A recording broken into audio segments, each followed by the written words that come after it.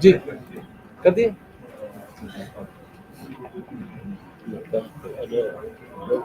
आप कर दिए? नहीं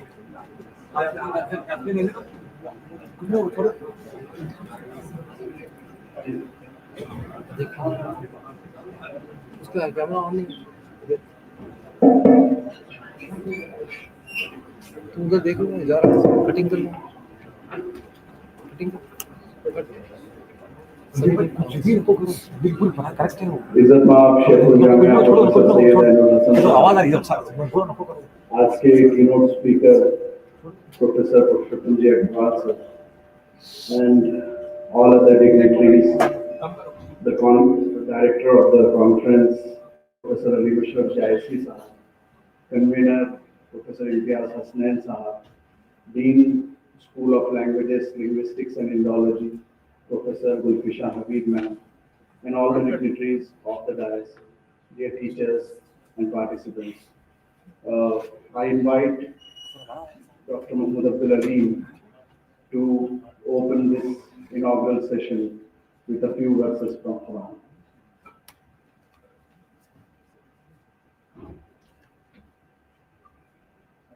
Assalamu alaikum wa rahmatullah. أعوذ بالله من الشيطان الرجيم. بسم الله الرحمن الرحيم. والعصر إن الإنسان لفي خسر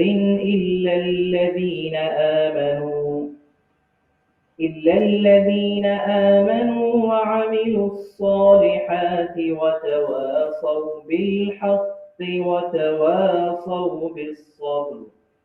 صدق الله العظيم. ज़माने के कसम, बेशक इंसान खसारे में है सिवाय उन लोगों के जो ईमान ले आए और नेक अमल करते रहे और एक दूसरे को हक की तस्लीम करते रहे और बाहम सब्र की ताकीद करते रहे. Now I request IMC team to play University Time.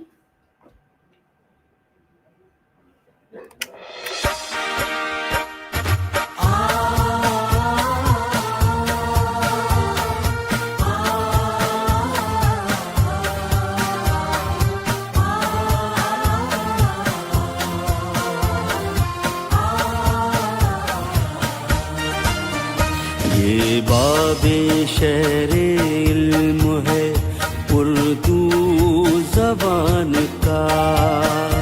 ये बाबे शहरे इल्म है उर्दू ज़बान का. आओ सफ़र यहाँ से करे आसमान का.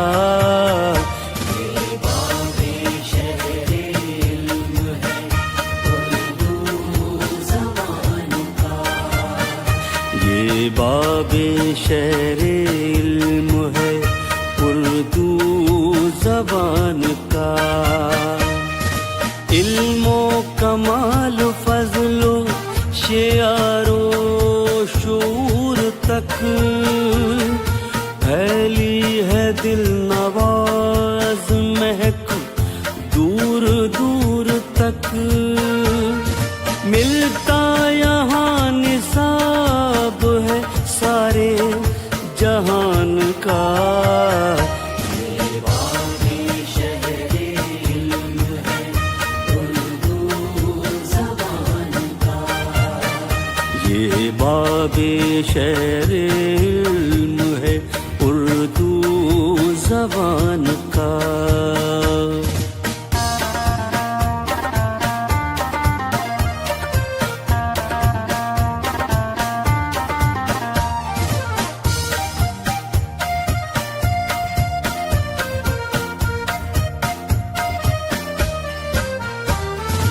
हर नक्शो रंगो बू से करो अपनी गुफ्तगू. दरसगाह की है ये भी जुस्तजू, सब फासला मिटाते चलो दरमियान का। ये बाबे शहरे इल्म है उर्दू ज़बान का, ये बाबे शहरे इल्म है उर्दू ज़बान का।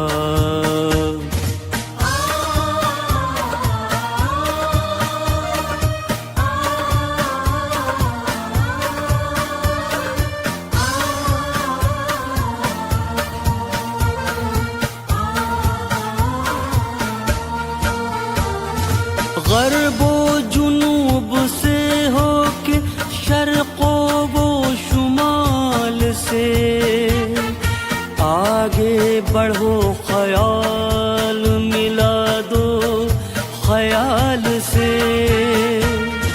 चर्चा हो कायनात में हिंदुस्तान का,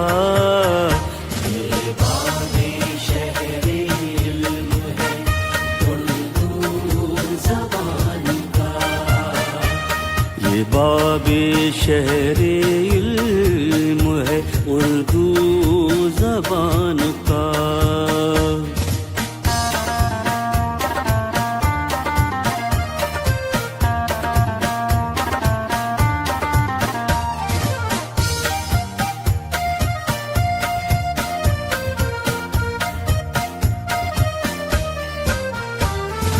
फसले सदा बहार से बस्ती बसी रहे, मिलकर दुआ करो कि ये खेती हरी रहे।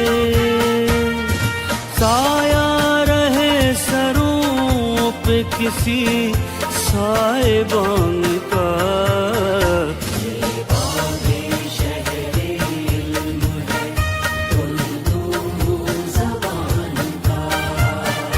आओ सफर यहाँ से करें आसमान का।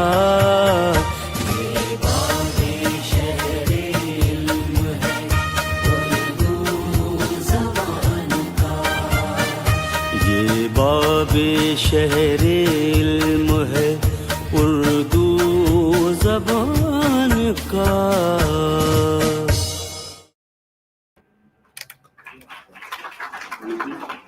I take this opportunity to inform all the dignitaries who are present, especially the guests, that this tarana has been written by our Vice Chancellor, Professor Syed Ali Hassan. May I now request the Registrar of this University, Professor Syed Ali Hassan, for the welcome address.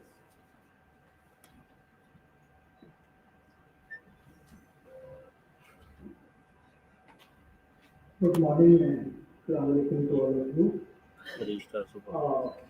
A very warm welcome to all the distinguished delegates, the scholars, participants, our faculty members, our dean directors, and our students. Honorable Vice Chancellor, Professor Ali Hassan, presiding over this international conference inauguration. Our esteemed guest from Jawaharlal Nehru University, Professor Purushottam Amrawalkar. Our another keynote speaker, Professor Naim Kirin from University of California, USA, who will join online. Our esteemed colleague and director of this conference, Professor Syed Ali Hassan. Our esteemed colleague and our adjunct professor as well as convener of this international conference, Professor Syed Imtiaz Hassan sir, and our dean of the School of Languages, Literature, Professor Abhi Saiba, and co-convener of this conference, Professor Muhammad Abdul Samit. Indeed, it's a great occasion that today we have gathered for the inaugural session of the International Conference on Urdu, Hindi, Arabic, and Persian Civilizational Consilience across linguistic, literary, cultural, and intellectual exchanges. Several human migration encounters among diverse people and the ease and flow of South Asian civilizations have left an indelible mark on the cultural and linguistic fabric of the Indian subcontinent. Drawing upon the historical, literary, linguistic, and societal development that have shaped up South Asia over the centuries. This two-day international conference on civilizational consilience has been organized at the university level to explore an intellectually rich and significant theme.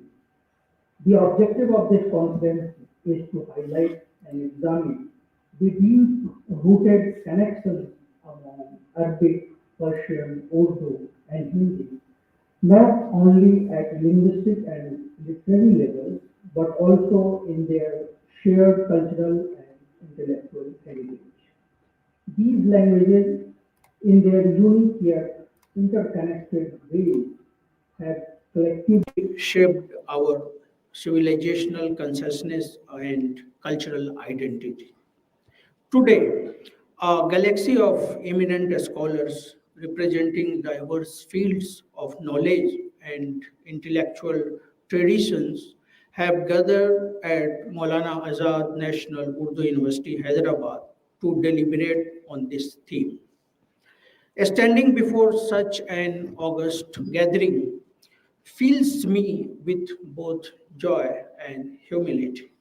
It is indeed a challenging task to individually acknowledge all the distinguished scholars who have graced this occasion. Yet, it gives me immense pleasure to extend my warmest welcome to each one of you, our guests from across the country and beyond, as well as our esteemed colleagues and academic fraternity from Maulana Azad National Urdu University. Allow me to make a special mention of a few distinguished scholars who have, in various capacities, been our mentor, guides, and well-wishers. Today we have Professor Purushottam Agrawal, a very eminent scholar, a faculty member of Jawaharlal Nehru University, and member of Union Public Service Commission. Give a warm welcome to Professor Purushottam Agrawal. We also have Professor Zama Azurda Sahib. He is a well-known academician, a scholar, critics from University of Kashmir and beyond. A very warm welcome to you, sir. We have Mr. Sohail Hasmi sir. He is alumnus of JNU, a historian from Delhi University, associated with Delhi University. He is a social activist as a filmmaker. We also have our esteemed colleague, our member of the Academic Council, Professor Mohan Sahib. He is from Delhi University and presently is serving as Vice Chancellor of SB University, Sikkim. A warm welcome to you, sir. We have Shri Chaudhary from Department of Humanities and Social Sciences, IIT Madras. We also have Professor Syed A. Saeed, an alumnus of IIT Kharagpur and associated with IFLU, Hyderabad. We also welcome Professor Kaisar Shamim from NCERT, Professor Muhammad Iqbal Hussain from IFLU, Professor Jyoti Sabrawal from University of Delhi, Professor Syed Sajid Hussain from University of Madras, our own eminent colleagues, Professor Ajizuddin Hussain Sahib. He had been associated with MANUU for a long time. He had been on Azad chair, visiting professor, etc. Warm welcome to you, sir. Professor Deepak Kumar, he is our visiting professor at the Department of History. Professor Panchanan Mohanty Sahib, Professor Imtiaz Hasnain Sahib, he is also adjunct professor at the School of Languages, and he is the convener of the seminar. A warm welcome to him, sir. Many of the faculty members, many of the scholars, one or the other way, they are associated with our universities, various department schools, and they are contributing effectively for the academic growth, the intellectual, academic and research output of the university. I am thankful to all of them. They have joined, and some of them will be joining online. I am also delighted to extend a very special welcome to our international scholars. Out of the 8 distinguished participants joining us from abroad, 5 are connecting through video conferencing. As I mentioned, our keynote speaker is Professor Nail Green, Professor Sangeeta Bagga. She is from Sweden, and she is also adjunct professor at Department of English, Maulana Azad National University. Professor Alexander Jawadi from University of Minnesota, and Professor Rizwan Ahmad, our friend from Qatar University. And we are especially thankful to our another privileged guest, Dr. Syed Taqi Abedi Sahib from Canada. Give a warm welcome to Taqi Abedi Sahib. We are also thankful to Professor Nargis Jabiri Nasab. She is from Islamic Azad University, Iran. She has joined us. A very warm welcome to Professor Nargis Jabiri. On behalf of the MANUU, I extend our heartfelt gratitude to each of you for your gracious presence and participation. Your scholarship and engagement promise to make this deliberation a truly enriching and memorable multidisciplinary academic conference. Welcome once again to all. I wish the conference a great success. Thank you very much. Now I request the director of this conference, Professor Syed Ali Mashraf Jaisi Sahab, to welcome the Vice Chancellor with a floral bouquet.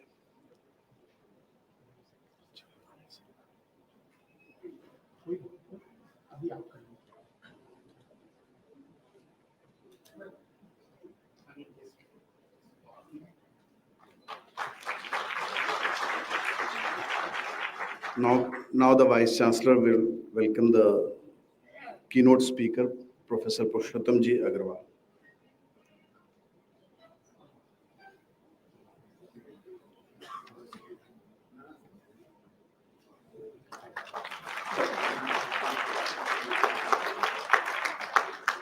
Moment only.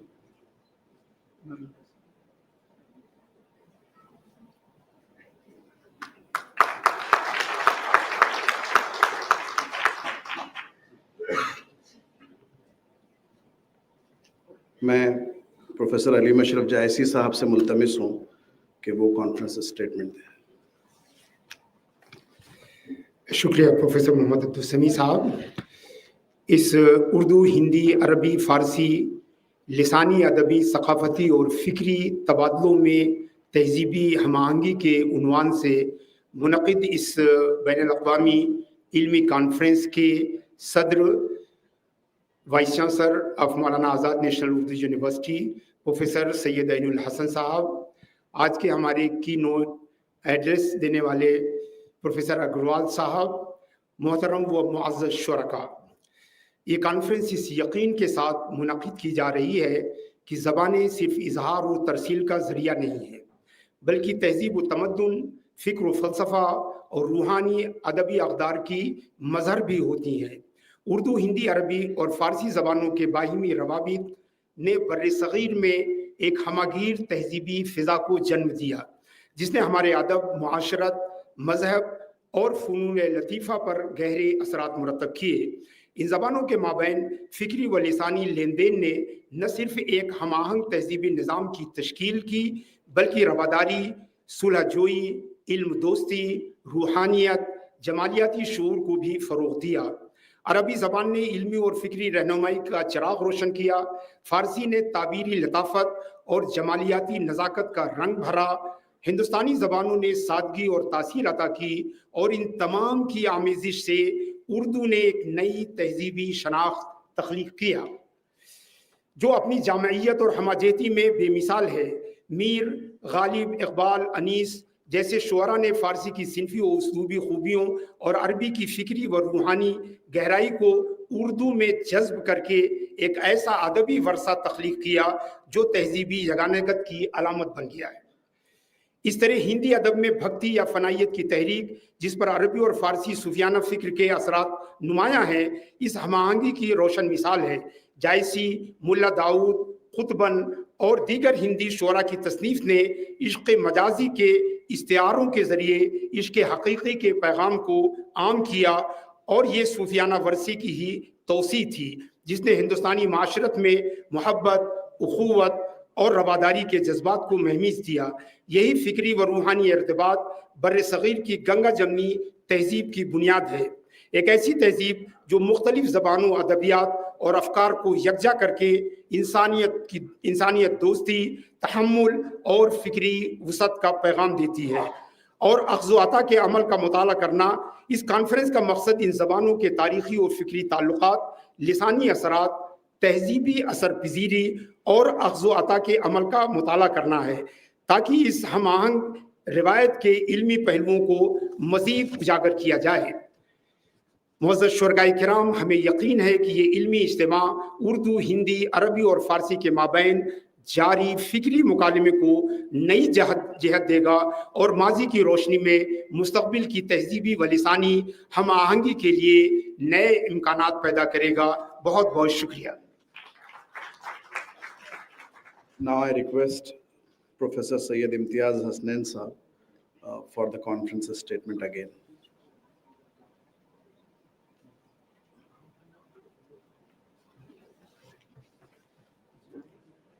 Good morning, Assalamu alaikum. Respected Vice Chancellor, Professor Syed Ainul Hassan, our distinguished keynote speakers, Professor Purushottam Agarwal, the Dean Faculty of School of Languages, Linguistics and Indology, Professor Gulfishan Habib, Registrar Professor Ishtiaq Ahmed, Director of the conference, Professor Syed Alim Ashraf Jaisi, and co-convener of the conference, Professor Muhammad Abdul Sami Siddiqui, esteemed dignitaries and scholars participating in the conference from within and outside, and my colleagues from MANUU, students and teachers, scholars. I shall not reiterate what Professor Jaisi has just talked about. Rather, I would like to bring before you and share with you the making of the conference that finally culminated today in the event where all of us have assembled. Since joining MANUU in January 2023, I have had several occasions to engage in meaningful conversations with Professor Hassan. Our discussions often turned to the shared and intertwined histories of Persian, Arabic, and Urdu, not just linguistically, but at the deeper cultural and intellectual levels. These exchanges, with occasional participation from my distinguished colleague, Professor Mohanty, gradually evolved into the idea of this conference. A conference of this nature cannot belong to one single department. Its intellectual vibrancy emerges only when envisioned in a collective effort of the university. The inclusion of the School of Languages, Linguistics, and Indology was therefore both essential and organic. The involvement of the Dean, Students' Welfare added institutional neutrality, while the adjunct professor, that the role that I am performing, provided a further balance. Our chosen theme, intersectionality and interlinguality, naturally opened spaces for dialogue and debate. Professor Jaisi and I often engaged in long discussions, sometimes disagreeing, yet always moving towards consensus. After all, there's only a single letter's difference between argue and agree. Our civilizational traditions have always been valued through dialogue as a path to intellectual refinement. Disagreement was never seen as disobedience, but as an essential pursuit of truth. The fearless discourse of Gargi in the Brahmodaya assembly and the philosophy of debates between King Janak and the ascetic Sulabha exemplified this tradition. These moments of civilizational conversation shaped what Sheldon Pollock calls the Sanskrit cosmopolis, a network of shared idioms, values, and aesthetics that transcended religious boundaries. Similarly, the Persianate world evolved as a space of cultural diffusion, distinct from but in dialogue with the Arabicate. Persian, historically the language of conquered rather than the conqueror, transcended religion and ethnicity. Its literary sensibility traveled freely across regions and traditions. The interlinear Persian translation of Jaysi's Padmawat, about which our keynote speaker will talk about, by Sheikh Muhammad Shakir in 1674, with an interlinear Persian translation, manipulation of diacritics, and the invocation of Hafiz's couplet beautifully illustrates this trans-regional and trans-religious spirit, and even alludes to what is today being called as intertextuality. The Persian and Arabic legacy in India's linguistic landscape is evident at both the structural and conceptual levels. The notion of justice, central to Persianate thought, was epitomized by Ibn Balkhi, that is 12th century maxim.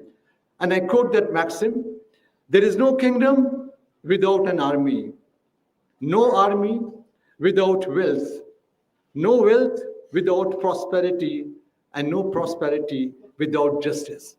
This is the maxim of Balkhi. And here, this concept of justice, rooted in the Persianate ideology rather than religious, seamlessly entered India's expanding Persianate world, and as Eaton notes, it reached the Deccan after a century. The Telugu poet Badena, 12th and 13th century, echoed this in his verse, and I just quote his verse: "To acquire wealth, make the people prosper. To make them prosper, justice is the means." Quote closed. Unlike Arabic or later English, Persian did not dominate by imperial decree. It allowed regional vernacular to retain identity while fostering cosmopolitan vernaculars. Thus, Persianate culture offered linguistic diversity and a form of cultural agency, reshaping understanding of our multilingualism and our multilinguality. In bringing together diverse scholars, language, and perspectives, this conference compels us to reimagine how language not only coexist, but also co-create intellectual and aesthetic worlds. It seeks to foreground the dynamic interplay of ideas and expressions to facilitate knowledge exchange, and also to reaffirm our collective commitment to inquiry and collaboration in our understanding of the cultural continuities that bind Persian, Arabic, Urdu, and Hindi. The response has been deeply encouraging, with enthusiastic participation from within and beyond MANUU. We have a rich schedule featuring eminent scholars both in person and online. It has been personally an interesting experience for me. I learned a lot, and I thank Professor Ainul Hassan for giving this opportunity. Thank you very much.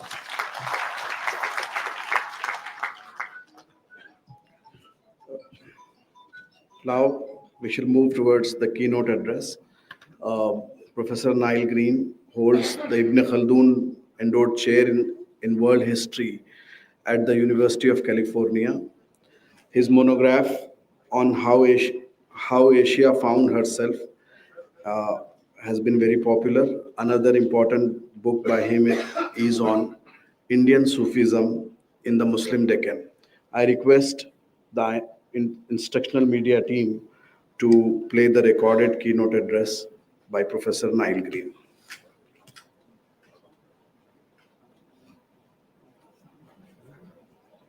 Assalamu alaikum, namaste, and greetings to you from Los Angeles.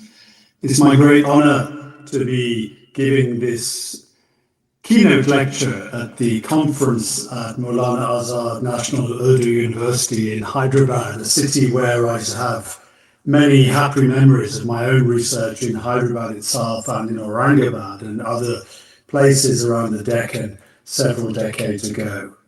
I'm especially grateful to Sayyid Imtiaz Hasnain for the invitation. Many bahut khushi hua Hasnain Saab ki da'wat milne se. So I'm very grateful to be talking to you today, and I want to take up the theme of the Urs, the wedding of the saints, as it moved from the wider Persianate world, from wider Eurasia, through India and down to the Deccan. And I want to share with you, as we move on through this exploration of the spiritual wedding of the saints, the Urs festival, as a great example of civilizational consilience across South Asia. I want to share with you some of my own research and photographs of attending several Deccani Urs celebrations around a quarter of a century ago now. So the title of my lecture today then is The Migration of a Ritual, the migration of the ritual of the wedding of the saints, the Urs, between Anatolia, what's now Turkey, and the Deccan region of India. I'll be talking then about religion in Islamicate South Asia. And I use the word Islamicate in its technical sense, and that word that in that ate form, that Islamicate, that describes not only Islam, but the interactions and the influence that Islam has had on its surrounding cultures. This civilizational consilience then, that is the key topic of the conference. I'm looking then at Hindustan and the Deccan as the land of the awliya, the land of a word for the friends of God, the awliya, that comes from Arabic, but again, within the themes of the conference, spreads through so many other languages, whether Persian or Urdu or many of the other regional languages of India. The awliya, the friends of God, the saints, a word used by Muslims, Hindus, Sikhs, and indeed Indian Christians to refer to the Sufi saints. And the Sufi saints, of course, are accessible at their shrines, their dargahs, their pilgrimage places.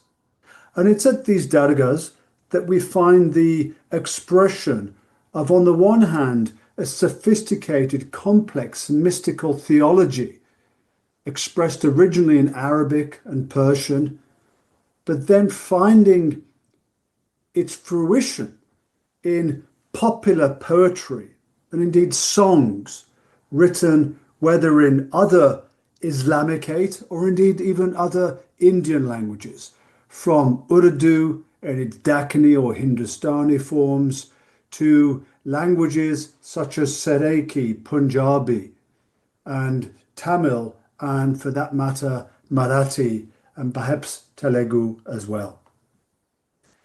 So much of the themes of these songs focus on the love relationship between the saint and their followers, and the miraculous kindnesses, to translate perhaps the fuller meaning of the word karamat, an Arabic word which refers to the miraculous kindnesses of God then, and another Arabic word that spreads through so many of the other languages of South Asia. And I'm going to be focusing in particular on the shrine rituals and pilgrimages and the highlight of the annual pilgrimage and shrine calendar, which is the festival of the Urs. And we'll see the Urs then as a great example of this theme of civilizational consilience, because so many Muslims, Hindus, Sikhs, and Indian Christians attend these Urs and have done for the past 700 or indeed even 1,000 years. We're talking about then a devotional Islam, or indeed a devotional shared religiosity in South Asia, to which people are drawn through music and sung poetry. The Qawwals then here singing at this shrine in the Deccan, in the great pilgrimage centre of Holdabad to the north of Aurangabad. Again, one of my photographs here from my own time as a graduate student when I lived in Aurangabad for around 9 months. But what is the Urs? Well, again, the word Urs seems to be familiar in so many of the languages of South Asia, but it's again following this theme of the conference of the interplay between different languages, between Arabic and Persian and Indian languages. The word Urs originally comes from the Arabic word for a wedding. And the Urs then is effectively the spiritual wedding of the awliya, or of an individual wali, of a saint, of a friend of God, that is celebrated on the death anniversary of any such Sufi saint.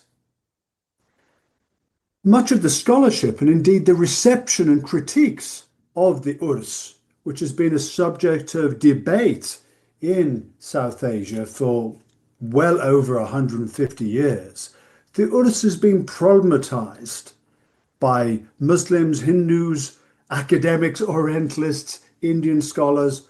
Many different figures have problematized and really critiqued the Urs. This is popular religion. This is not high religion. This is not educated or serious or correct religiosity.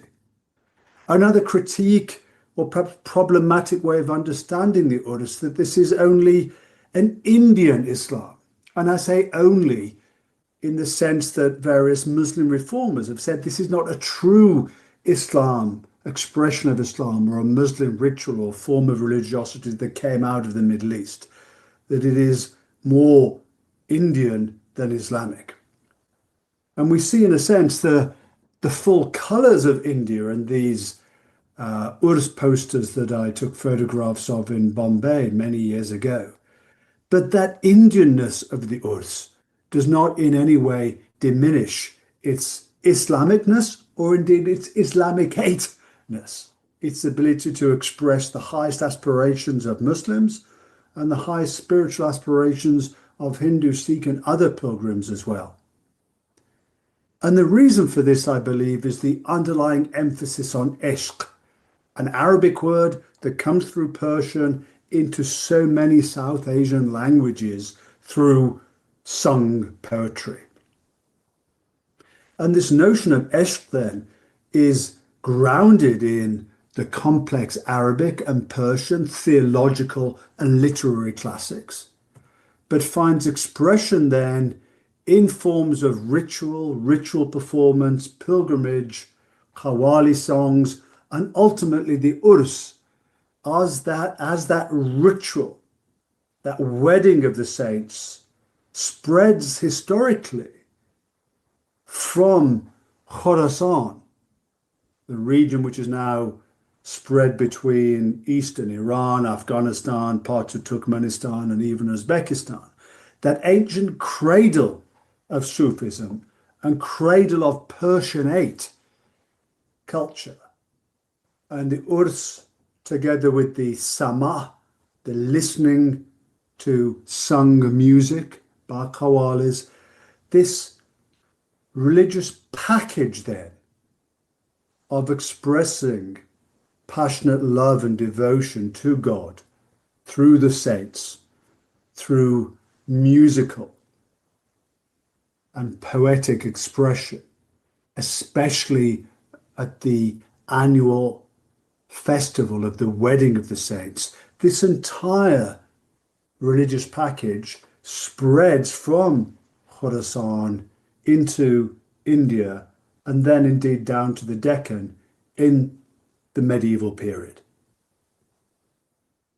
The earliest written sources, at least that I've been able to find in my research, describing the Urus ritual then, come from Khorasan, which we've just seen on the map, and Fars, the region of central southern Iran or Persia, which is another of the great cradles of Persian high culture and Sufism.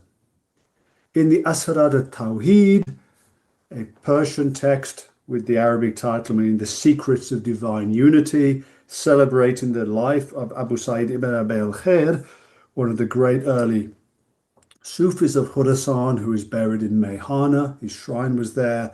We have an early, albeit short, description of the Urus ritual. And from around the same time, from Khazarun, a town in Fars, which was long connected to the Indian Ocean trade and indeed to India, we have in the Firdaus al-Murshidiyya, the paradise of rightful guidance, or Sufi guidance, we might translate it, a hagiography, a biography of Abu Ishaq Khazaruni. We also have another early description of the Urus. So we know then that before the Urus moves to India, it's flourishing in Fars and Khorasan, in these early cradles of Sufism. With the Mongol invasions of Genghis Khan, as is at this point pagan hordes across Central Asia and conquering and laying waste to Khorasan and Fars, we find with the refugees that fled the Mongol invaders, Sufi refugees took the Urus festival and indeed Persian and Sufi high culture westwards to seek refuge in what's now Turkey, what was then the Seljuk sultanates of Anatolia, and particularly to the city of Konya. The most famous of these refugees was Maulana Rumi, Jalaluddin Rumi. And still to this day, every year, the Urs of Rumi is celebrated in Konya at the Dergah, as it's called, the same word used in India, used in Konya, the shrine of Rumi. The Urs is celebrated, as it has been since 1273 when Rumi died, having fled Khorasan as a child refugee. And we know this because at the shrine there, the Dargah of Rumi in Konya, we have descriptions from shortly after the death of Rumi in the Manaqib al-Arifin, the spiritual feats of the knowers of God, then descriptions again of the Urs festival, now moved from Khorasan to what is now central Turkey. But the Urs also migrated in this same medieval period from Khorasan into India, because refugees from Khorasan also fled the Mongols southwards into Delhi. We have to remember this was a period when the Delhi sultans managed to hold off the Mongols from conquering deeper into Hindustan. And it's in this period then, with the refugees that move from Central Asia and bring so much Persian and Sufi high culture into India, then we find the Urs introduced and flourishing and finding expression in a whole chain of Indo-Persian texts. I won't read all of the names. I'm just giving you a sense here from some of the more famous ones, the Fawaid al-Fu'ad written about Nizamuddin Awliya in Delhi, through the centuries and across the Indian subcontinent down to the Deccan. So the Urs then finding its fullest expression in the soil and in the Indo-Persian text of India. This isn't only then a popular form of religiosity. Many of the great rulers of India, Mughal and non-Mughal, Muslim and Hindu, celebrated the Urus, perhaps the most famous being the pilgrimage of the Emperor Akbar to the shrine of Ajmer, as depicted here in this beautiful miniature painting. But of course, the dargahs, the shrines of the saints, where the Urus was celebrated, were also considered themselves to be royal spaces. The word dargah, used in so many Indian languages for a Sufi shrine, was originally a Persian word meaning literally the gateway to a palace, but used as a synecdoche, used as a synonym for a royal imperial palace. So the royal court of the saints then were in similarly grand form, whether in Multan or whether indeed in Delhi, where we have here the tomb of Jahanara Begum, the Mughal empress, then positioned before the shrine of Nizamuddin Aulia in these beautiful 19th century painting on the right and a postcard on the left. And from Delhi, those Sufi and particularly Chishti, those Khorasani shrine traditions, Sufi traditions, Urus traditions. Remember, the town of Chisht is in what is today Afghanistan, in historical Khorasan. And from Hindustan, then those traditions moved down to the Deccan. One lineage that's particularly important is that of Nizamuddin Aulia of Delhi, that generations later, through this shajara, or this initiatic lineage we see here painted on the shrine of his descendant, his successor, Nizamuddin Aurangabadi, here in the Deccan, 5 or rather 4 centuries later.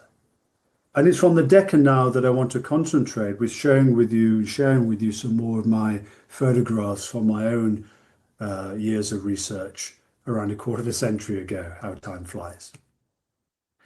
And in particular, Aurangabad, that was, of course, a great Mughal capital for a short period, less famous than Lahore or Delhi or even Fatehpur Sikri as a Mughal capital, but a great city founded by, at least in the Mughal period, refounded by and named after Aurangzeb.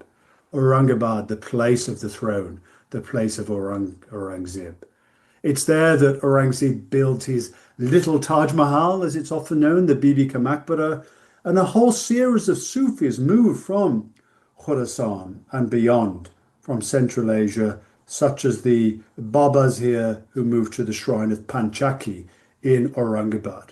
And Aurangabad, of course, was the first capital of the Nizam state as well, before the capital moved to Hyderabad.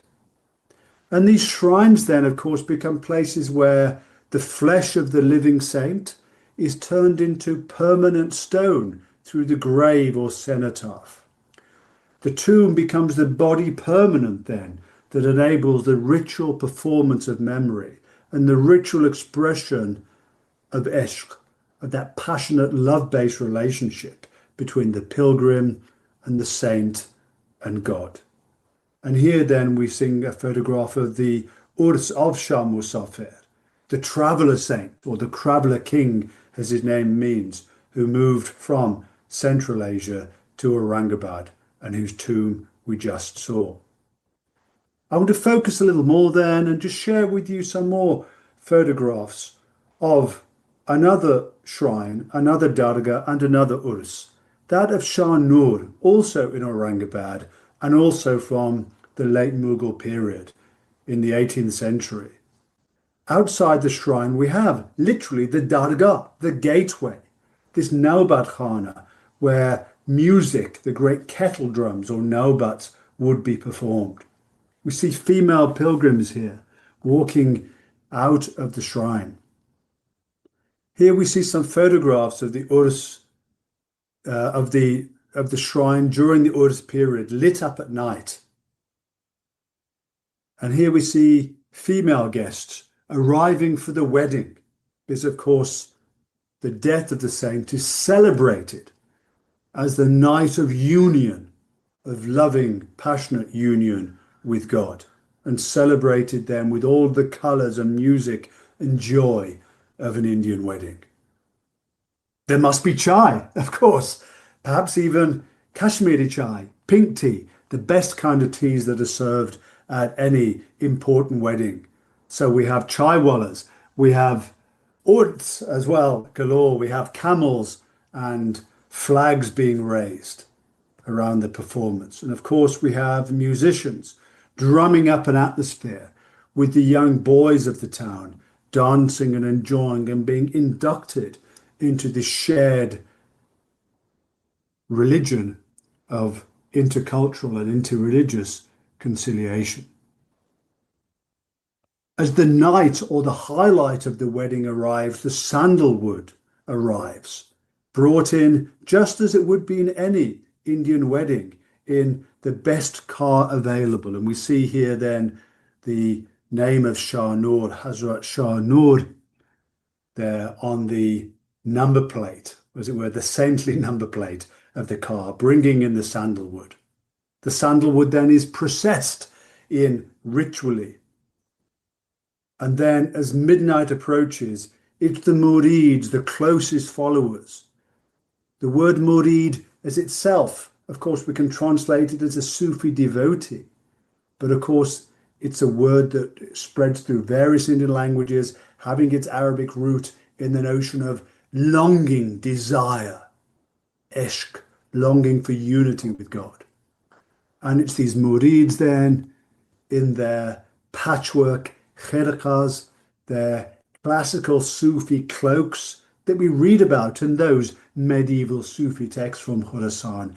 Here they are in Aurangabad, about to rub that sandalwood onto the tomb, onto the symbolic body of the saintly bridegroom, as we can see from the clock, midnight approaches.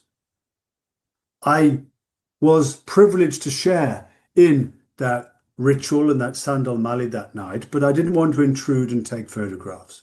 So here I will just share with you the next morning, the morning after the wedding day, when the bridegroom, or indeed is the saint the groom or the bride of God, has a new chador, has a new veil. The mystery of union is concealed again with a new chador and with flowers to celebrate the Urs.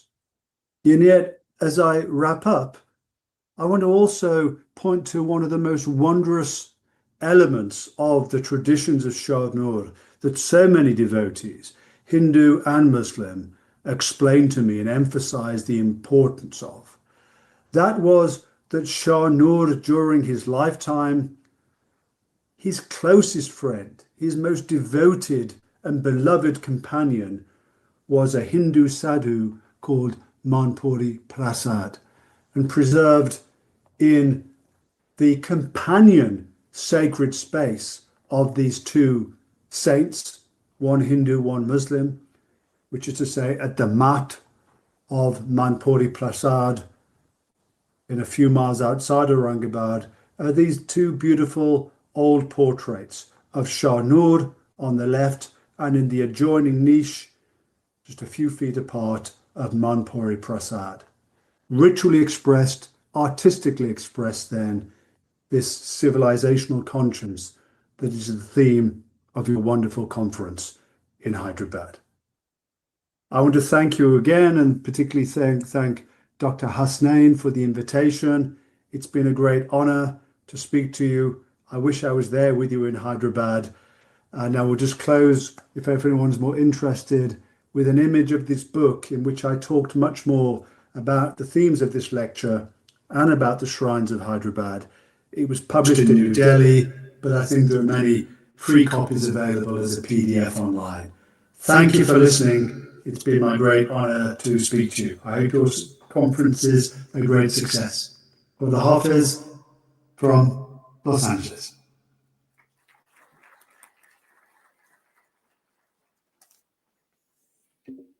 आज का दूसरा keynote address आदरणीय श्री पुरुषोत्तम अग्रवाल जी जो जवाहरलाल नेहरू विश्वविद्यालय से हमारे बीच में हैं, और एक जायसी होने के नाते ये मेरे लिए बड़े हर्ष की बात है कि मैं सर का स्वागत करूं इस डाइस पर। सर पद्मावत पे बात करने जा रहे हैं। मैं पद्मावत के 2 शेर के साथ सर का स्वागत कर रहा हूं, और पद्मावत का पहला शेर है, सुमरों आदि एक करतारू, जेह जीव दीन कीन संसारू। और हमारे कॉन्फ्रेंस से मुतालिक उनका एक बहुत अच्छा शेर है कि हिंदी अरबी फारसी भाषा जेती आहे, और जेहमा मारक प्रेम का सबे सराहे ता।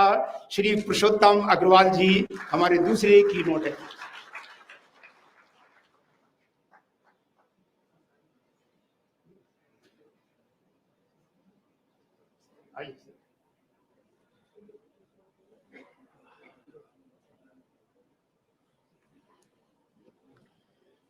Respected Vice Chancellor Professor Hassan, Registrar Sahab, Conference Organizer Professor Hasnain, Professor Jaisi, Professor Gulfisan, and all academic colleagues, young students.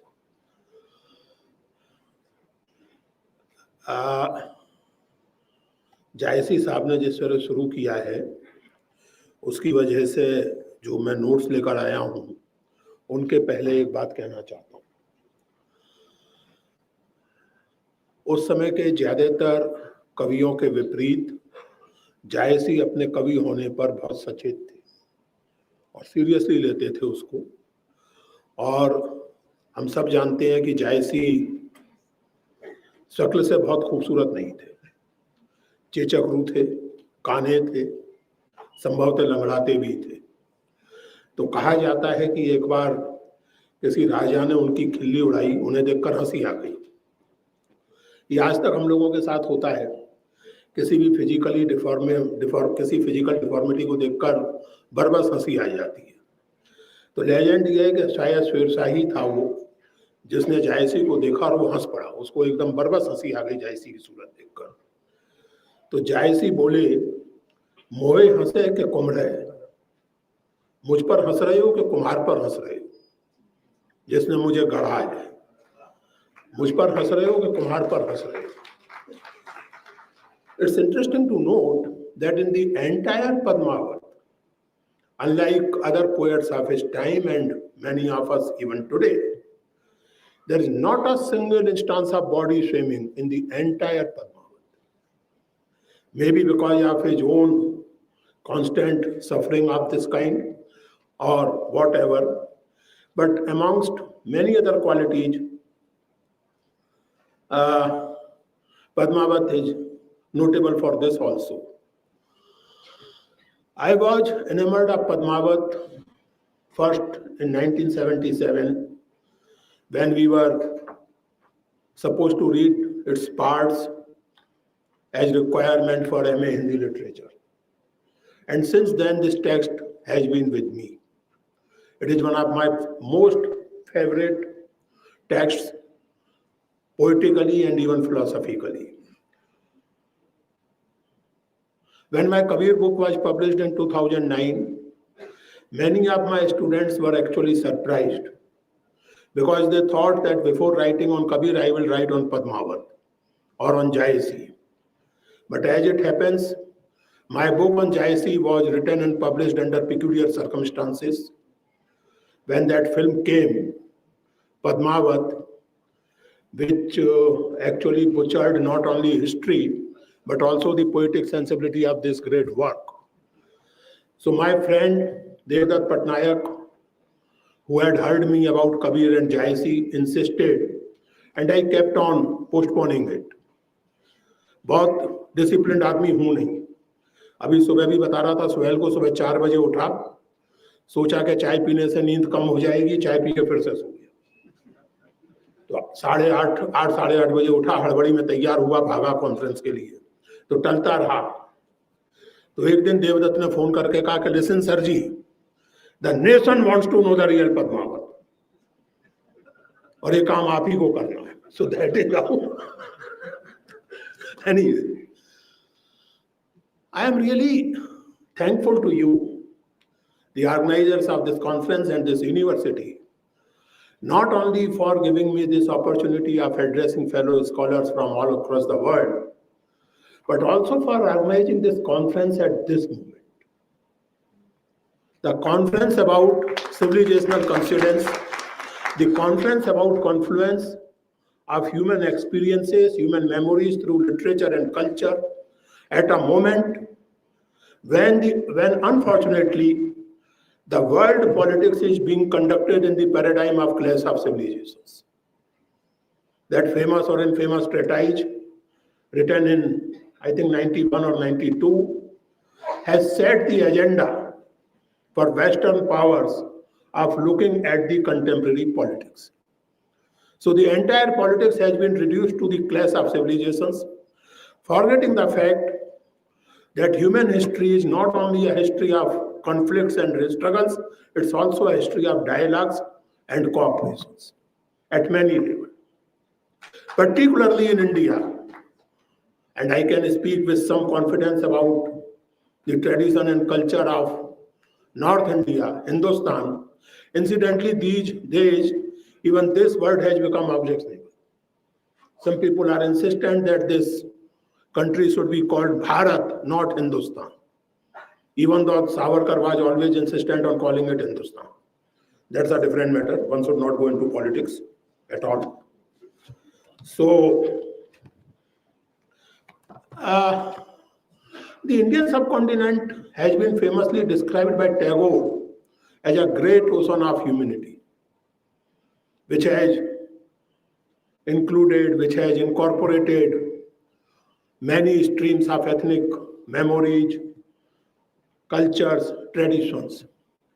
Personally, I like Nehru's metaphor more, because in ocean, every river loses its own identity.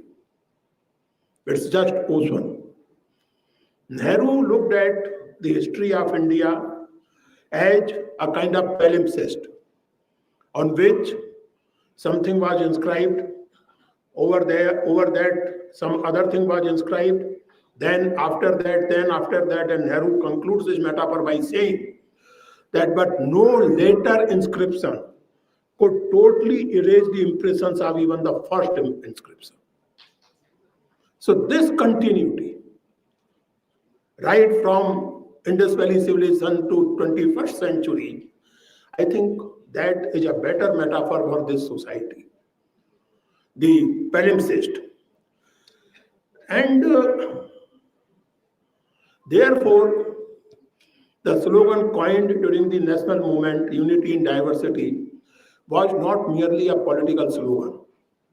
It was not merely a slogan to mobilize people against imperialism. It was actually rooted in our cultural experience and historical memory, which was naturally a contemporary expression of what the conference statement beautifully describes as existential universe. So one of the characteristics of our existential universe, not only in present-day India, but the entire South Asia, one of the characteristics of our existential universe is basically the dialogue of civilizations as opposed to the so-called clash of civilizations. It is interesting to note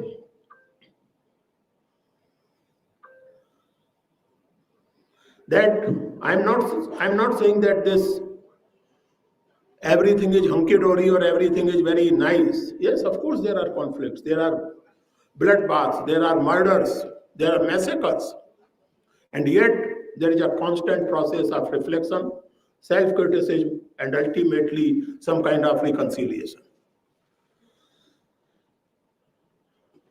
It's interesting to note that Lala Lajpat Rai, who after the riots in Quetta in 1923 shifted to some kind of Hindu nationalist politics, in 1916 he published a collection of essays titled Young India.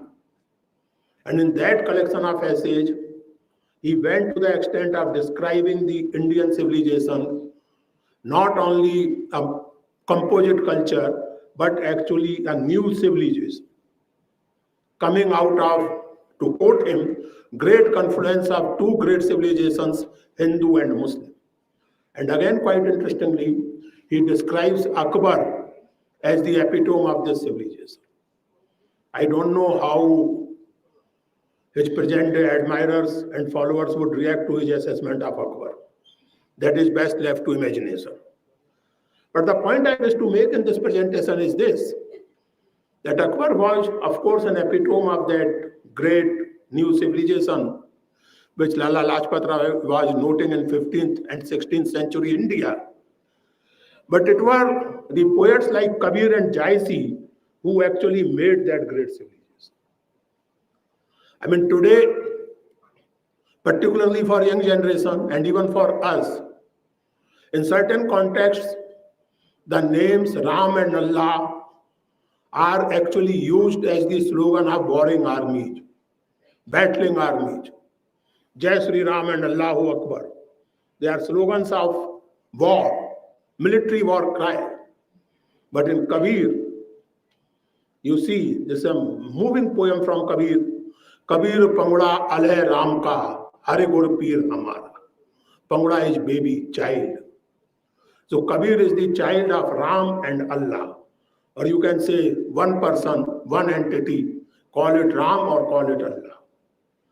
Kabir Pangda Aleh Ram Ka, so Hare Gur Pir Hamara.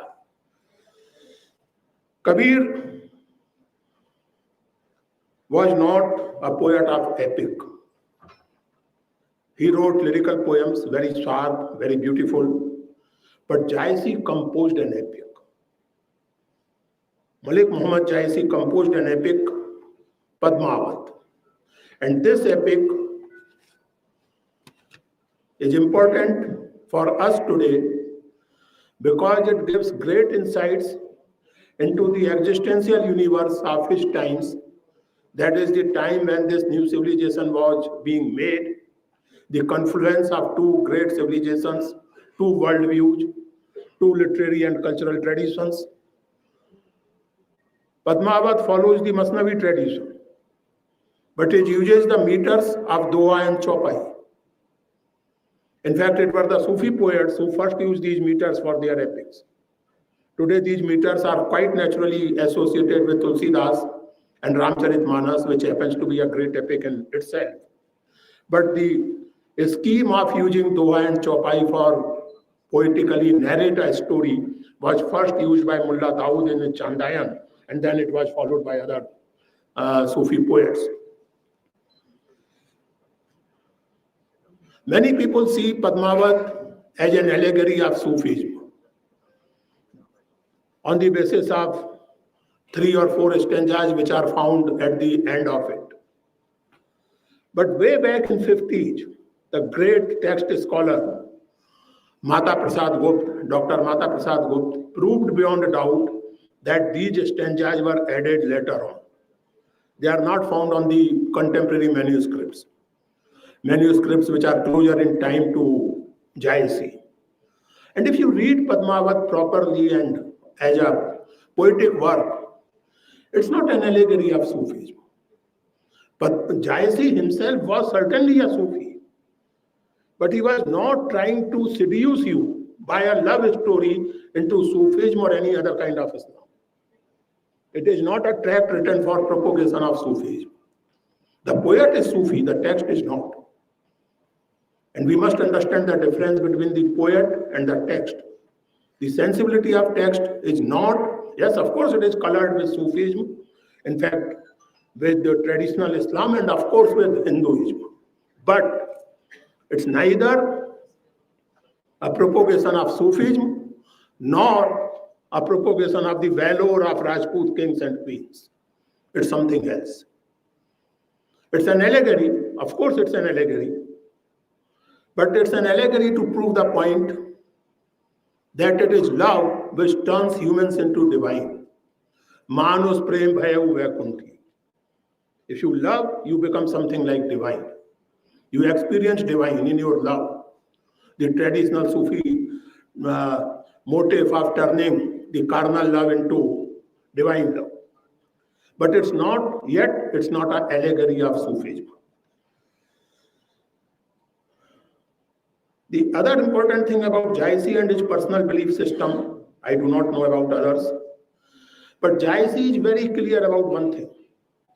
I am a Muslim. It does not mean that all other faiths are false or shaitan ki khurafat. In his Akhrabat, he categorically states,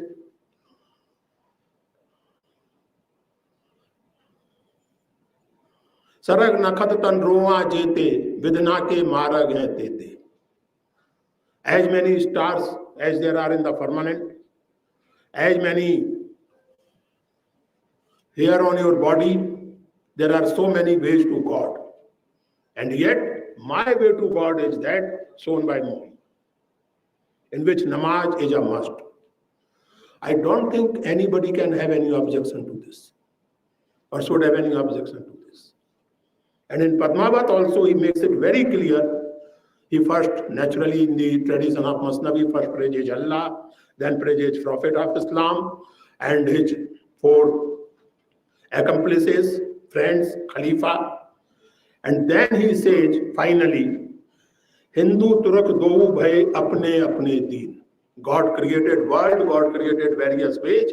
Some of them adopted Turk, that is Islam, and some became Hindu. Because he is writing his work in a Hindu context, in a predominantly Hindu context.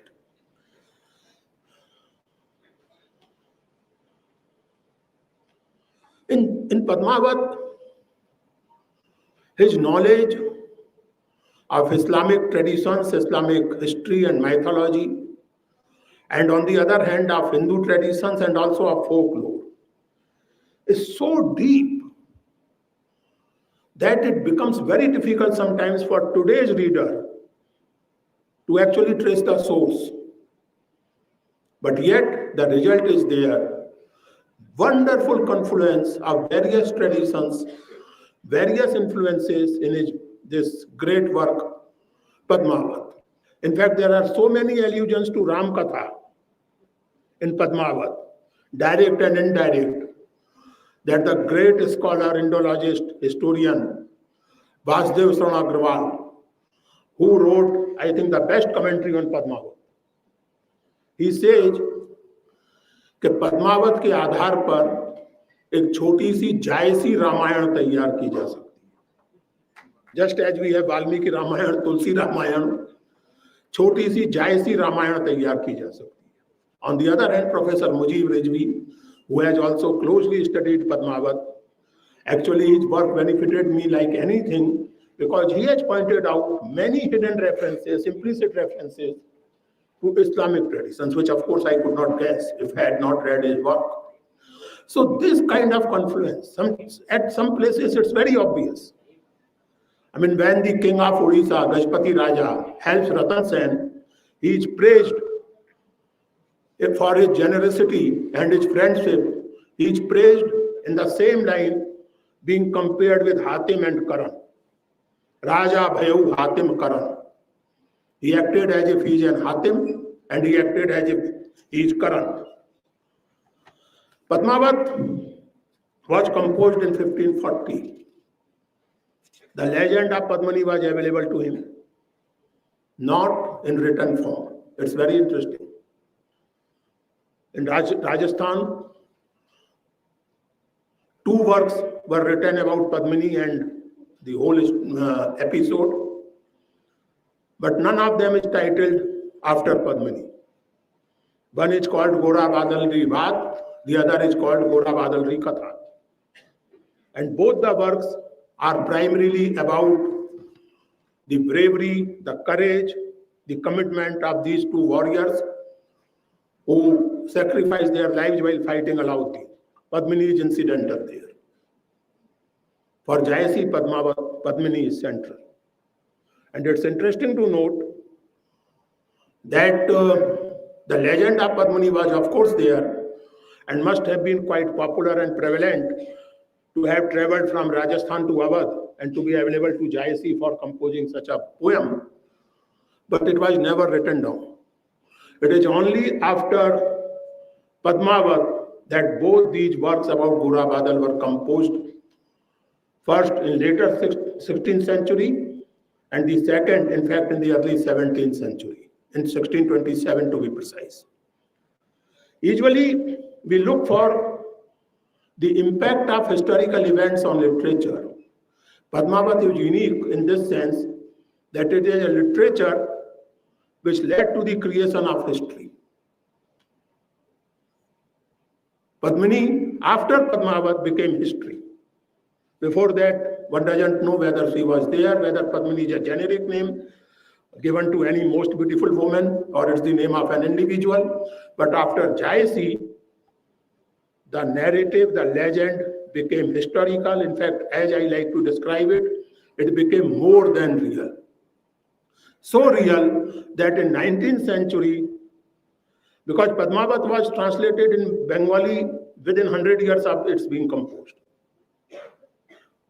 And in 19th century, you have so many works about Rajputs and their heroism, and Padmini is always celebrated there.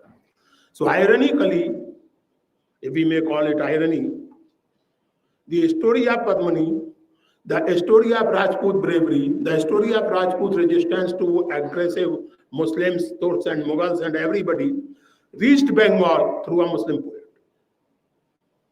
That is one of the ironies of Indian history. Padmini became part of Bengali folklore because of translation of Padmawat in late 16th or early 17th century. So it has played a very interesting historical role as well. In fact, as I was telling you, and this is most interesting, I think,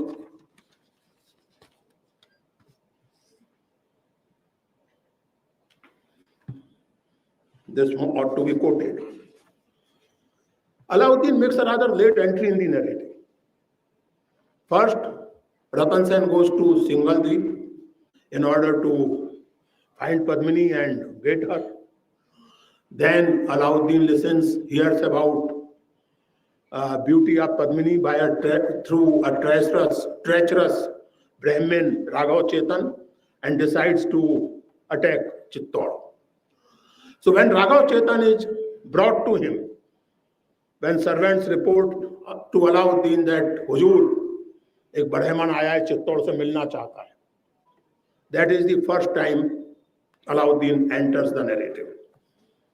And how Alauddin is described, or his thinking at that moment, is described by Jayasee. Alauddin is sitting alone and reflecting on the vagaries of life, transience of political power, and also about the need of being constantly vigilant. Otherwise, जो लोग जिन्होंने ध्यान नहीं रखा मुझसे पहले, उन्हीं के कारण दिल्ली हो गई. Suhail can tell you in detail about that legend कि दिल्ली का नाम दिल्ली क्यों पड़ा है. So Jayasee is referring to that legend. और तेई ढीली का रही ढिलाई, साड़ी गाड़ ढीली तब जाई. If you do not keep a very powerful grip on power, you lose it. Ravan lank jari sab tapa, rahana jovan atan taruna. Ravan became careless. Ravan gave more importance to his obsession with revenge than actual political power, and therefore he lost and his city was burnt down. This is Jayasee's Alauddin when you first encounter him in the narrative. Vasudeva Agrawal was not really off the mark when he said a choti si Jayasee Ramayana. In fact, even more poignantly, when the story ends, and that is, I think,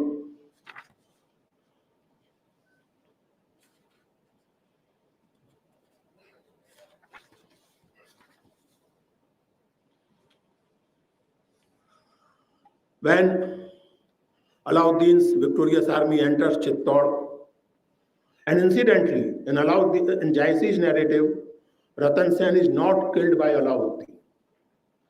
He dies in a battle with a fellow Rajput who was treacherous and also lecherous, had a bad intentions about Padmawati.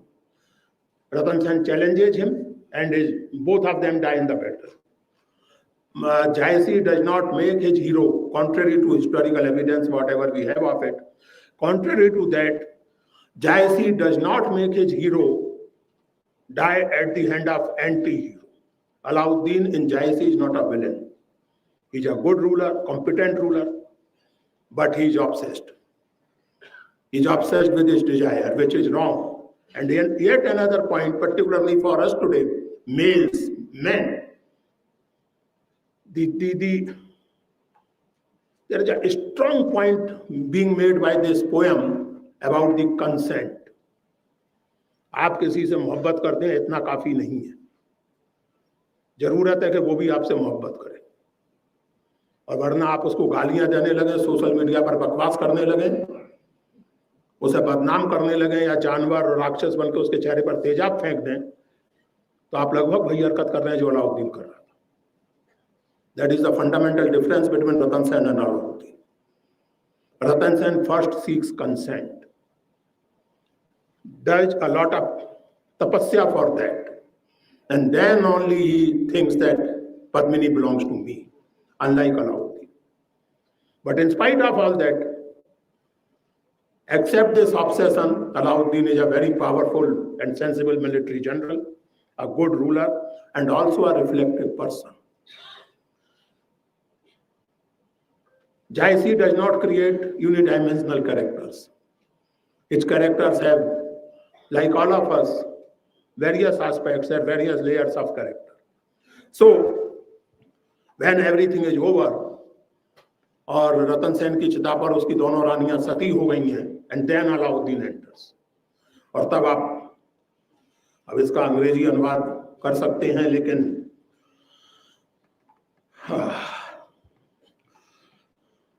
तब लग सो अवसर होई बीता, भय अलोप राम और सीता.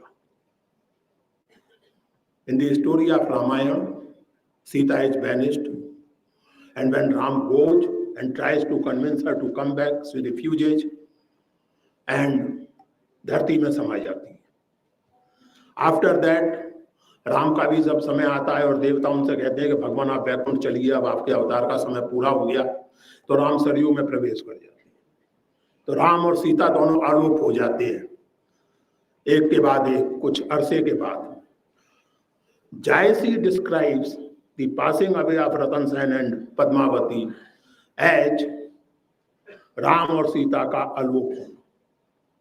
जैसे राम और सीता आलोप हो गए, दुनिया से चले गए, वैसे ये दोनों प्रेमी और प्रेम का भी चले गए. आए सहा जब सुना अखारा, होएगा रात दिवस जो 12, छार उठाए लीनी एक मुट्ठी, दीन उड़ाए पृथ्वी झूठी, जो लग ऊपर छार न पड़े, तब लग नाहे सो तृष्णा मरे. When the king entered, the emperor entered and listened to all this, he felt extremely sorry, because probably he did not want it. He wanted to defeat Ratan Sen and get Padmini. He didn't expect this kind of end to his adventure.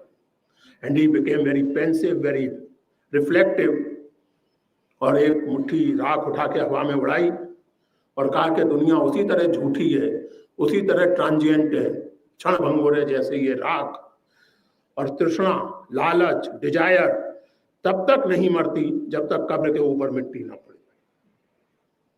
So these kind of characteristics,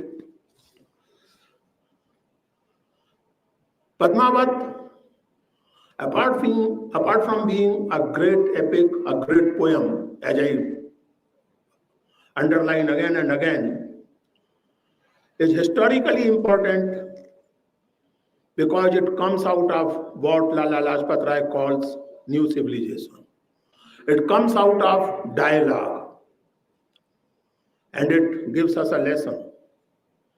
We would understand not only Indian history but world history better if we listen more attentively to poets than to the preachers and politicians. If we give more careful attention to poets, whatever kind of the poets they are. Of course, not of Kumar Viswas type, but poet, I mean, in a serious sense. The poets, then preachers and politicians, we will have a better sense of our past and our future. Unlike other Bhakti poets or Sufi poets, Jaisi was not only conscious of his physical deformity and sometimes stated it with a kind of pride. Mohammad कभी प्रेम का ना तन रकत ना मांस, जो देखा सोई हंसा, जे सुना तो आए आंस. I am so ugly that anybody who looks me starts laughing. But the moment he listens to my poems, he or she can't hold back tears. Because I have written about love, love which makes human into divine. So, Jaisi was conscious of being a poet and wanted to be remembered as a poet. Wanted fame, if not money. He was very much in the business of doing something which will make him famous and memorable and immortal. And that is how his work ends. कहाँ स्वरूप पद्मावती रानी, कोई ना रहा जग रही कहानी. ना राघव चेतन बचा, ना रतन सिंह बचा, ना अलाउद्दीन बचा, ना पद्मावती बची, केवल कहानी रह गई है. Nobody survives. It's only the story which survives. धन सो पुरुष जस कीरत जासु, फूल मरे पे मरे ना Basu. Blessed are those who live after death through their fame, just as flower lives in its fragrance. कई ना जगत जस बेचा, कई ना लीन जस मोल, जो ये पढ़े कहानी हम समरे दुई फूल. Who doesn't want fame in this world? I have written this story so that whenever somebody listens to this story of Ratan Sen, Padmawati and Alauddin, will remember me also. So it's very categorical about it. And one can tell Jaisi as if one is talking to him directly. I cannot say about future, maybe about future also, because I'm not very certain about future these days. But at least about my generation, I can tell Jaisi कि बाबा जब तक सांस रहेगी आपकी याद रहेगी. Thank you very much.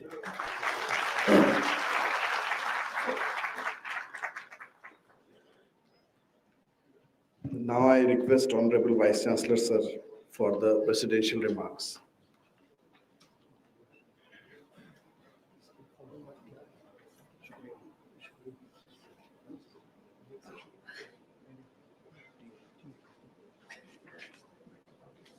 Bismillahirrahmanirrahim. Wabihi nasta'een. Our Honorable Key Speaker, Professor Purushottam Agarwal. Second Speaker, Professor Niall Green, online. Professor Jaisi, Professor Imtiaz Hasnain Saab, Professor Gulfishan Habib, Professor Ishtiyaq Ahmed and Professor Sami, host of guests, scholars, professors, participants, colleagues, girls and boys.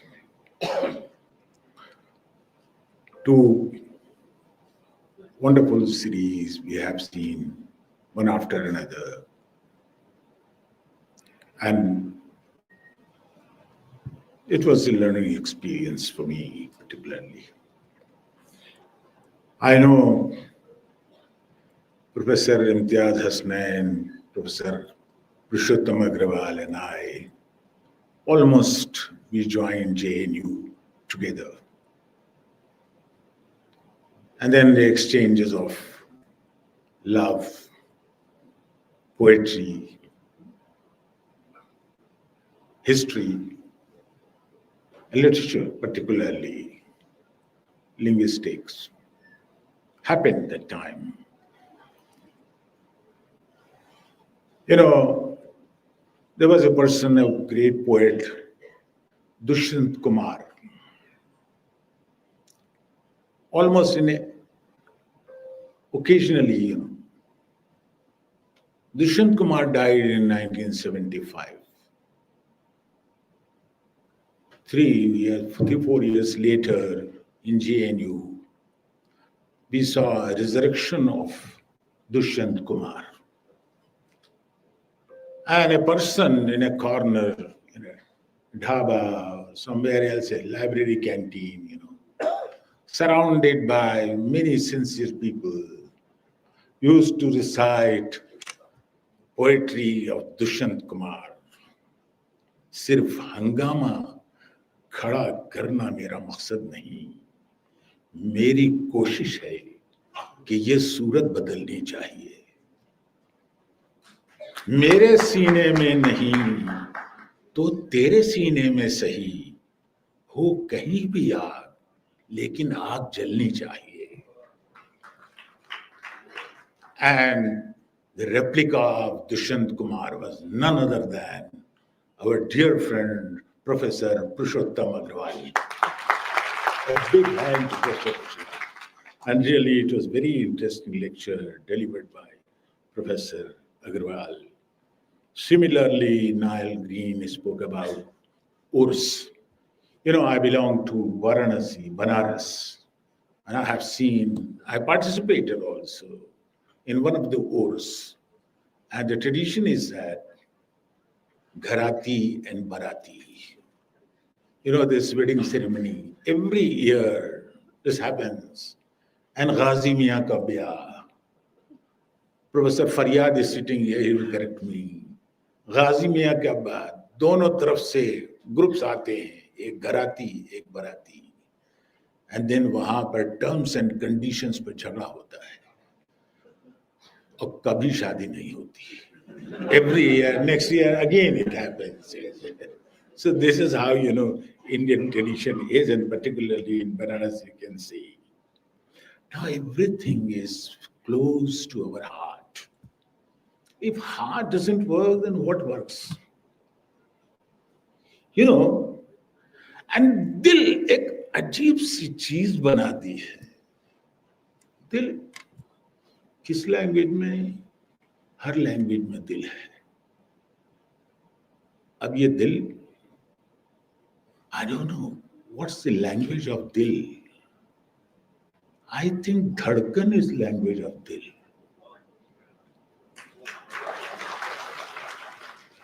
And a poet says, ek nas tas se mas aur bas. Now this is how you see. This nas is important, in fact. Let us see where it is. So, but journey, now it will go on. I remember a dialogue in Mughal-e-Azam. You must have watched this film, Mughal-e-Azam, where when Durjan says that, आप तो सहराओं में रेगजारों में रहे, ये इतना तड़पता हुआ दिल कहाँ से आया? Then he says कि अगर उमर खयाम की रुबाई सुनहरे वरक के बजाय पथरीली जमीन पर लिख दी जाए तो क्या उसके मानी बदल जाएंगे? This is what you should see, the confluence of cultures, hearts. He talked about Rumi also. He made a reference of Rumi. What Rumi? There's another epic, Masnavi. And Masnavi, there is talk about union and separation.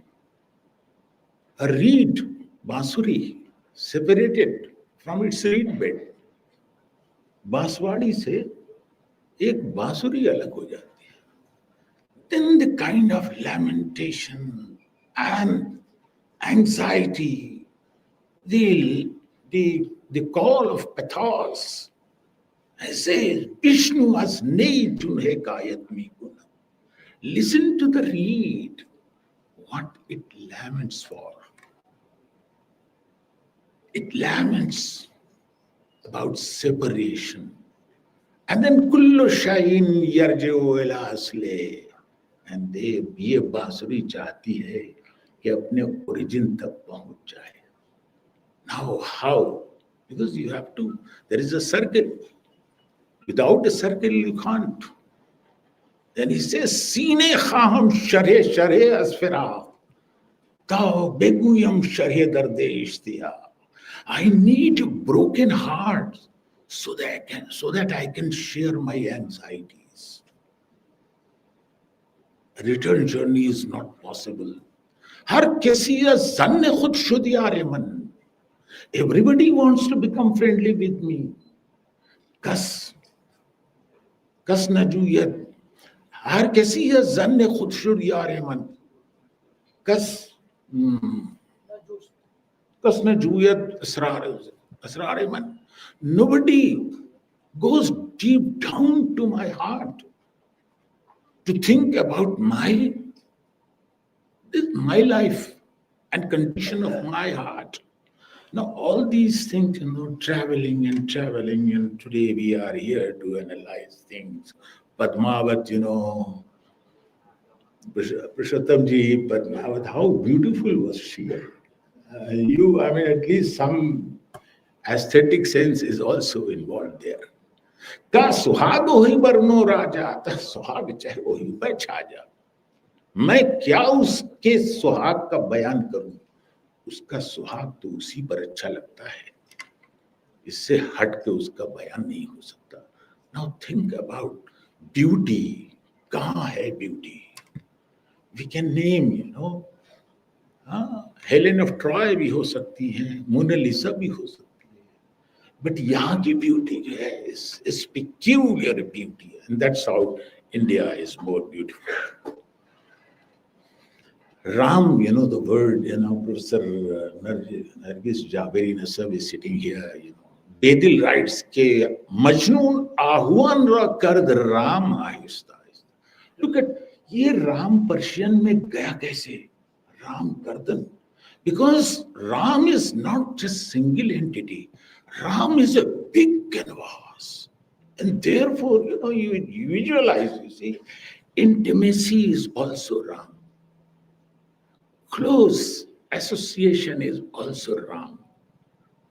To create an atmosphere of quietness, calm, this is also Ram. And then look at literature, you see the way it comes. Majnoon, आहुओं के पास जाके उनको, जानवर करीब नहीं आते आपके, और वो आहू, वो हिरन जो हर वक्त उछलता कूदता रहता, मजनू उसको कैसे राम करता. ये बेदिल ने लिखा है. There are many other examples, but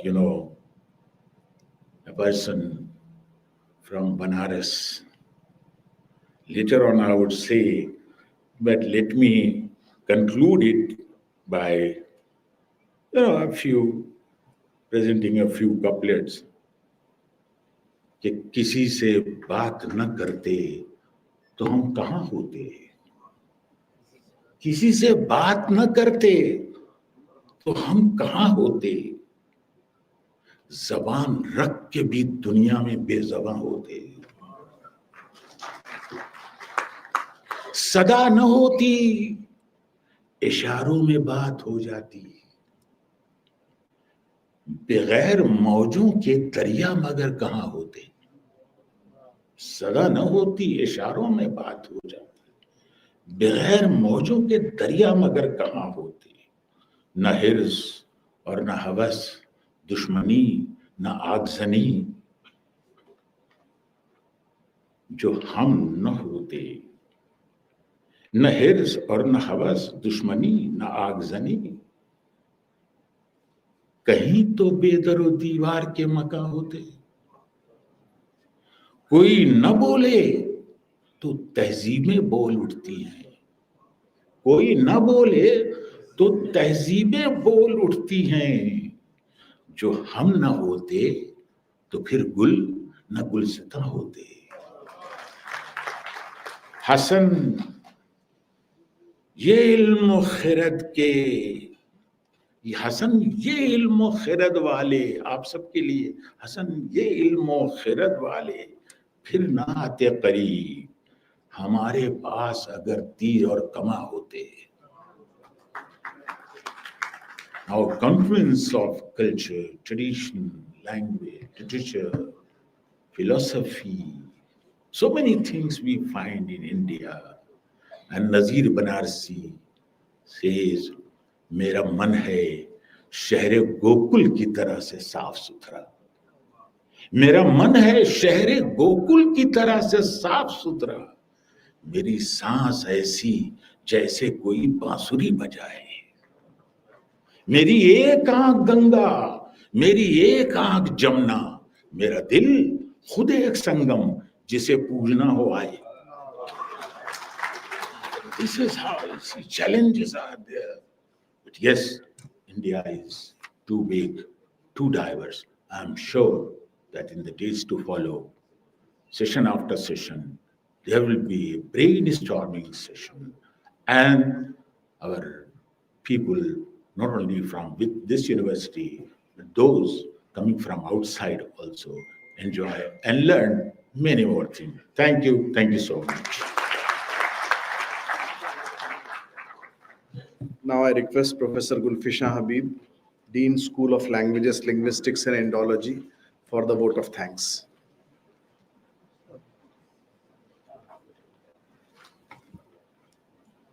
We made such an enthralling and intellectually stimulating start to the two-day conference. Do I say thank you or do I say encore? Distinguished dignitaries, esteemed guests, speakers, discussants, delegates, colleagues, scholars, students, it is indeed an honor and a pleasure to express my deep, heartfelt thanks to each one of you present here today, both online and offline. Before I propose a formal vote of thanks, I would like to draw your attention to the Bab-e-Ilm, the main gate of the university, the iconic administration building, this imposing structure of the Center for Distance and Online Education, and the lush green lawns on a serene campus, which have already set the perfect ambience for the two-day international conference on Urdu, Hindi, Arabic, and Persian, Civilizational Consilience across linguistic, literary, cultural, and intellectual exchanges. This international conference was envisioned by the Vice Chancellor, Professor Muhammad Syed Ainul Hasan Sahab. Sir, as most of us assembled here know, is the recipient of one of the highest honors of India in the field of literature and education, the Padma Shri Award for 2025.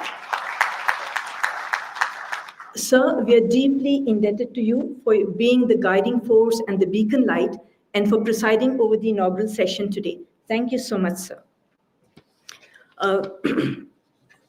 It is also a great honor and a privilege for us to be expressing a deep and heartfelt thanks to the keynote speakers, Professor Nile Green from UCLA and Professor Purushottam Agarwal from JNU for unlocking the thought process by using the word key in the keynote address.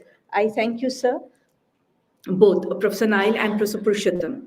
I thank the galaxy of international academic luminaries present here with us and participating in the two-day international conference.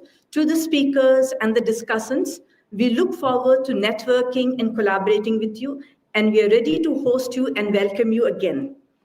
I express my sincere gratitude to the Registrar, Professor Ishtiaq Ahmed, to the Controller of Examinations, to the Finance Officer, to the Deans, to the Directors, to the faculty members, the scholars, students who have participated in this event, both in person and online. A number of our faculty members and scholars, our regional directors and assistant regional directors have joined this inaugural session online, and they will continue to be with us through the two-day. We thank you all and we appreciate your presence. I thank the conference director, Professor Ali Mashri Jaisi Sahab, the convener, Professor Imtiaz Ahmed, all members of the organizing team. Your efforts are well invested. There are several others who have worked behind the scenes, the Instructional Media Center, the VC Secretariat, Engineering Section, Estate Section, and the University Guest House. Thank you all for all your support. I extend my heartfelt thanks to the members of the press and to the Office of the PRO for this coverage. And Professor Samir Siddiqui, thank you for being the MC for this session and for keeping us focused. Thank you all once again. Let's stay connected. Thank you so much. Now I request instructional media team for national anthem.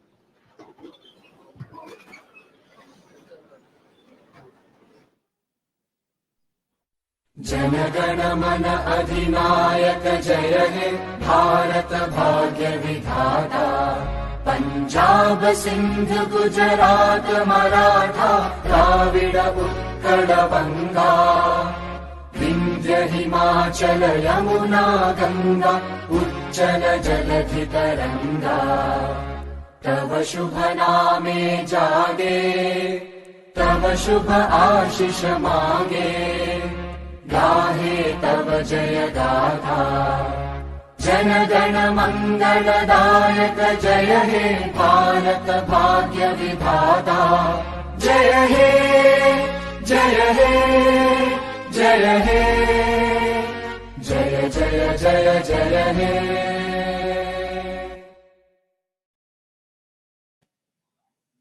Now we have a tea break, and after tea break, all the sessions are in CPDUMT auditorium.